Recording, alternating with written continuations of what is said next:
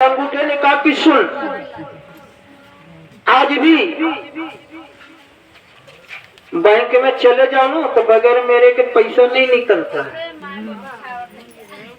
Ration लेने जाओ ना तो मोदी जी कहे पहले अंगूठा दे फिर राशन ले, तो मुझसे राशन मिलता है। बड़ा ये कर रहा है, मुझसे राशन मिलता है। और सुन, आज भी जो लोग पढ़े लिखे हैं ना, अधिकारी कहता दस्तखत कर तो टप से मार देती, उनकी पहचान होती है। मेरी पहचान अंगूठे ने कहा ये मेरी पहचान है, इसलिए मैं बड़ा हूँ।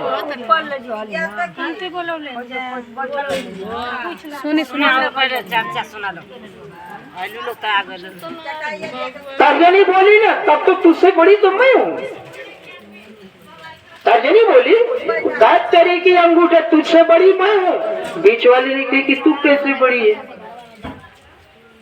तर्जनी ने बोली कि सुन, जो कोई रास्ता भटक जाए तो मैं सीधे खड़े होकर के बता देती हूँ, भाई साहब बहन जी इधर से जाओ, उधर घूम जाना, फिर सीधे चले जाना, उनका घर आ जाएगा। मैं रास्ता बताने का काम करती, इसलिए मैं बड़ी हूँ।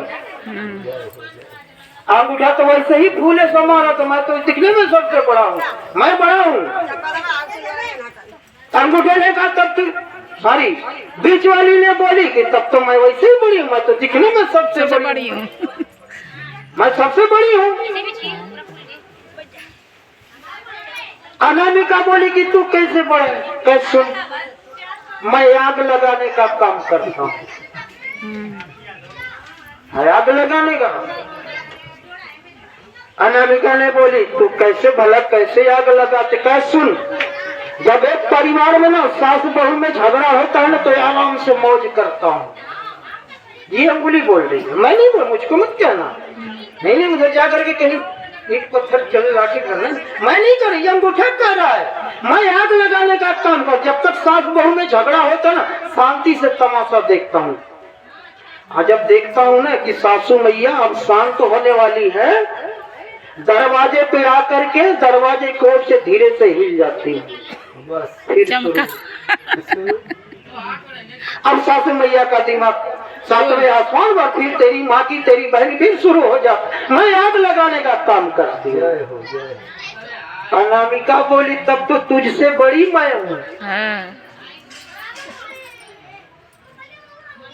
और बीच वाले ने पूछे तो तू कैसे बड़ी है, तू तो मुझसे नीचे रहती है, तू कैसे बड़ी है। कैसे? सुन, जब भी दो परिवार का मिलन होता है शादी के समय, जब रिश्ता जुड़ जाता है ना तो मेरी जरूरत पड़ती है। अब आप लोगों को याद आ रहा होगा कि कब जरूरत पड़ती है, मड़वा में। कहना रिश्ता जोड़ने के लिए, सिंदूर पहनाने के लिए मेरी जरूरत पड़ती है, इसलिए मैं सबसे बड़ी, मैं दो परिवार को जोड़ती हूँ, इसलिए मैं सबसे बड़ी हूँ। अब बेचारी कहानी क्या करती, खामोश चुपचाप बैठी थी। चारों ने पूछी कि बहन जी आपको भी कुछ कहना है, आप तो वैसे दिखने में सबसे छोटी, तुम्हें भी कुछ कहना है। तब कानी उंगली लेकर कहता चलो ना तुम चारों से, मैं अकेले बड़ी हूँ। चारों हंसने लगी। देखो ना, छोटन में देखन में छोटन लगी, गाँव करे गंभीर ये न करती है, हम चारों से बड़ी हैं। हाँ बिल्कुल बड़ी है। चारों ने मिलकर के पूछा तो बहन जी ये बताओ आप कैसे बड़ी हो। आज सुनो, जब किसी को प्रणाम करना हो तो सबसे आगे, तो सबसे नजर पे मैं रहती हूँ। आज जब सामने वाला आशीर्वाद देता है तो पहले मुझको मिलता है, तुम लोग तो पीछे छुप के रहती हो। और सुनो, जब भी कोई भक्त भगवान के दरबार में जाता है ना, भगवान को प्रणाम करता है तो भगवान की नजर सबसे पहले हुए ना छुआई नीचे गिरे मुझ पे पड़ती है।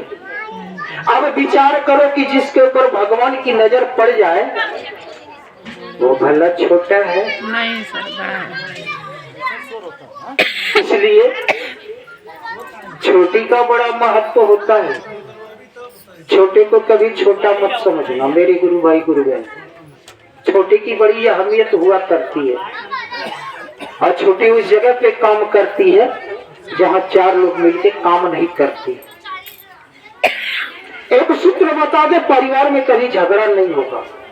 बहुत सारे सूत्र जानते हैं। बड़ी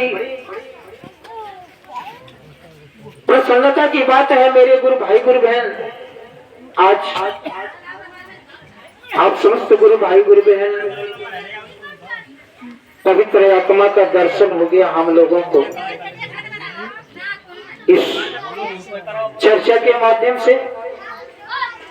आप समस्त गुरु भाई गुरु बहन चर्चा से जुड़ी हैं। चर्चा की कथा बहुत आप लोग सुनती होंगी और चर्चा की कथा हम लोग भी करते हैं, ये बात नहीं है। लेकिन आज हम चाहेंगे वो चीजें आप लोगों को बताएं जो आपके परिवार में, स्वयं आप में, आपके परिवार में और आपके समाज में आपके काम की चीज। जय हो, जय।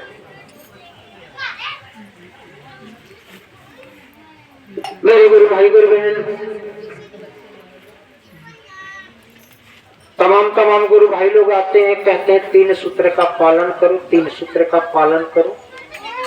अच्छी बात। पहले में दया मांग लो, दूसरे में चर्चा कर लो, तीसरे में नमः शिवाय का जाप कर लो।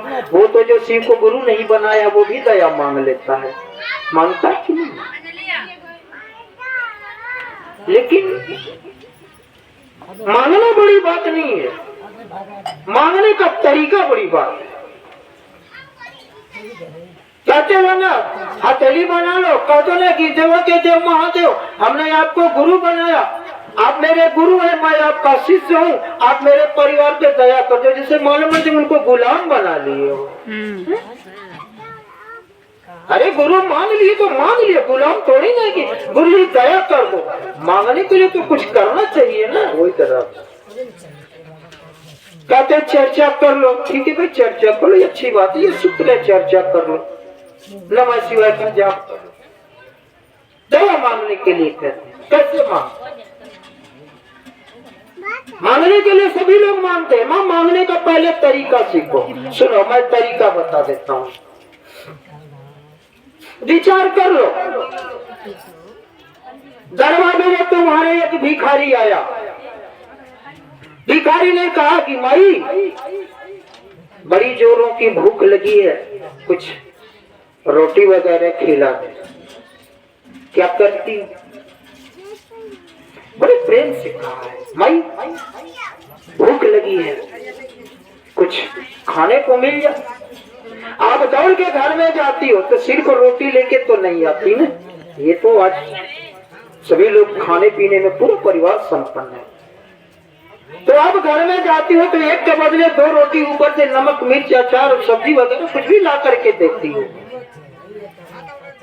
और भिखारी से बड़े प्रेम से कहती हो बैठ, यही मेरे बरामदे मेरे दरवाजे पे बैठ, भोजन कर, पानी पी, उसके बाद जा।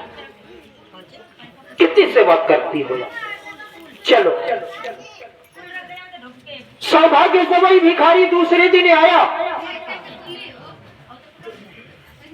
और दूसरे दिन जब भिखारी आया तो उसने कहा कि मेरे पिताजी की पत्नी भूख लगी है, रोटी दे दे। फिर क्या मिलता है उसको?